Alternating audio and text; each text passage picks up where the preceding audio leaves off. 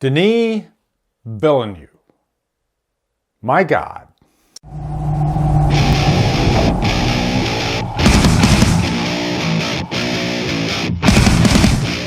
Dune 2021 stars Timothée Chalamet, Rebecca Ferguson, Oscar Isaac, Jason Momoa, and is directed by Denis Villeneuve. What's up, guys? This will be a non-spoiler review for Dune. Going into this, let me just let you guys know, I have never seen the original Dune from, I think it was 84, David Lynch's Dune. I know that movie has a huge cult following, but really, if I'm being honest, the big thing that made me want to see this movie was Denis Villeneuve. Kill them all. This is an extermination. They're picking my family off one by one. Only together can we stand a chance.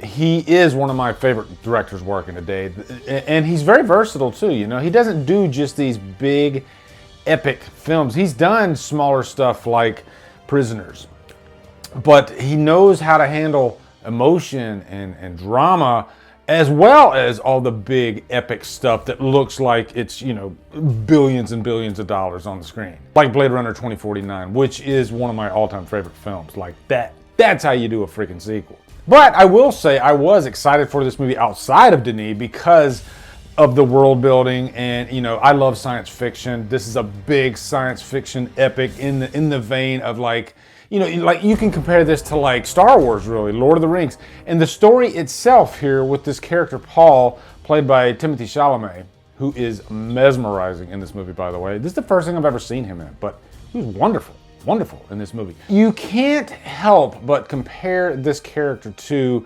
the likes of Luke Skywalker or even Neo from The Matrix, even though I know the original Dune way predates The Matrix. But, you know, you draw those comparisons immediately. At the end of the day, you know, this is one of those coming of age stories, you know, call it The Chosen One, call it whatever.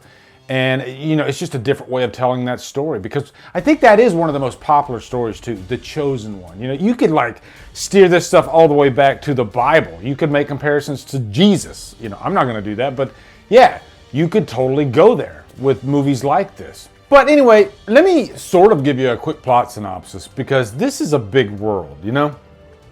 There's this planet that is pretty much sand, and it's like super freaking hot. You have to have these like special suits to even walk on the damn thing. And this planet harbors this resource, this very valuable resource called spice. It's underneath the surface of the planet. And so you have all these different civilizations really needing it to survive. You know, and our main character, Paul, he is the son of Duke, played by the great Oscar Isaac. You know, he's the father. And again, it's one of those father-son type deals. And he's trying to groom his son to be the next leader of the Atreides. But as with any epic sci-fi tale, you're going to have these other, I guess you could call them baddies. In this case, the Harkonnens. One of the leaders of the Harkonnens, or I guess a foot soldier, a leader of the foot soldiers, is played by Dave Bautista, who's really making a name of himself over the past few years. And then you got Stellan Skarsgård, who is kind of like the Jabba the Hutt type character. And you only see him in the movie, you know, very little, really. But just a lot of moving parts around this. Really, the characters that I like the most are the Freemans, because they're savages, they're wild, they're almost like the Tusken Raiders of the movie. And you got Javier Bardem, who is one of my favorite actors, just completely freaking stealing the show as soon as he comes into frame. You know, he's just this character that doesn't give a shit, you know, and that's just their nature. You know, he literally spits on the ground of the Atreides, and at first they're like, who the hell's this guy? But that's just the way their culture is, you know, and if you don't realize that, then you could be in a world of hurt, you know, because these, like I said, they're savages, they're warriors, and to me, they're the most interesting characters in the movie. Of course, besides Timothée Chalamet, who, again, he's amazing. He's a great leading man, but he doesn't try too hard to put himself front and center. He is a character that's like a sponge. He's trying to soak up all this information as much as he can to become this leader, you know, and he wants to become the leader. There's this great scene between him and his father where his father tells him that sometimes leaders don't want to be the leader. The destiny comes to them. sometimes. You know, it's a very important scene in the movie, actually, and you could learn something from that. But so many other big, like, A-level actors in this. Josh Brolin, who plays this, like, trainer soldier, and you know, Josh Brolin just shines in everything he does. You can't help but be enamored by the guy, as well as Rebecca Ferguson, who plays his mother, who is a big question mark throughout the movie. You can tell that she comes from a different world than Duke comes from. And so when you put those two together, well, I guess you get Paul. And this is part one of, I think, a two-part story.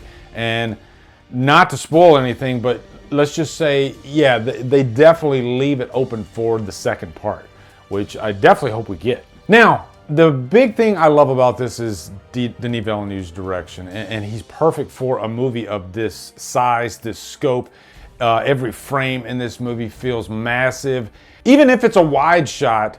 And by the way, a wide shot in a Villeneuve movie feels like the most epic thing you could possibly imagine. He just has this thing with scale and putting objects in the frame that cover this spectrum that's almost unimaginable. But then he can have these like close-ups that just draw you right in, but they still feel epic for some reason. He's just one of those directors that has this like distinct vision, and he's otherworldly. Like most directors, they just can't capture a moment like Denis does. He just has something about his direction that is euphoric and awe-inspiring. And really, my favorite part is just watching Paul's journey throughout this movie. You know, this is a great story arc. At the beginning of the movie, very unsure of himself. He's very young. And you know, when I was in the military, you would see like young lieutenants. And you'd have seasoned like enlisted folk taking them under their wing.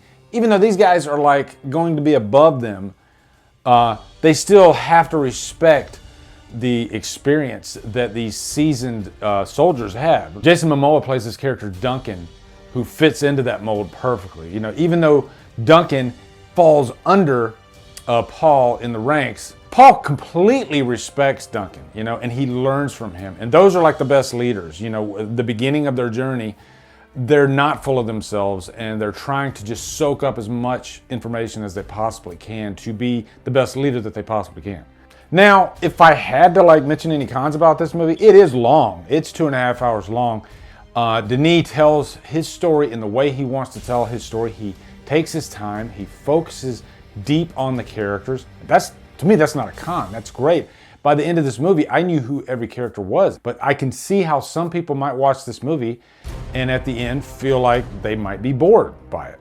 You know, you have to really give yourself over to it, invest in it. This isn't like, if I could compare it to like, say, The Matrix. And The Matrix is still a very like artistic type of film, but I think the rhythm of that movie is much more fast-paced than this movie is. You know, this movie definitely takes its time.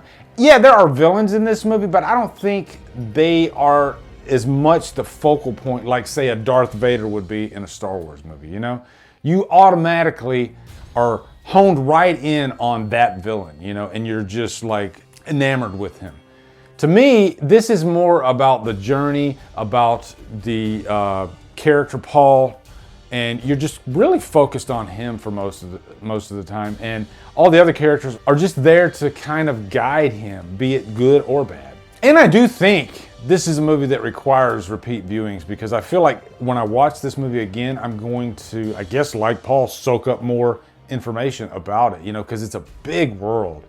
And when you leave it, you almost do feel a little bit mentally overwhelmed because there's a lot going on, you know?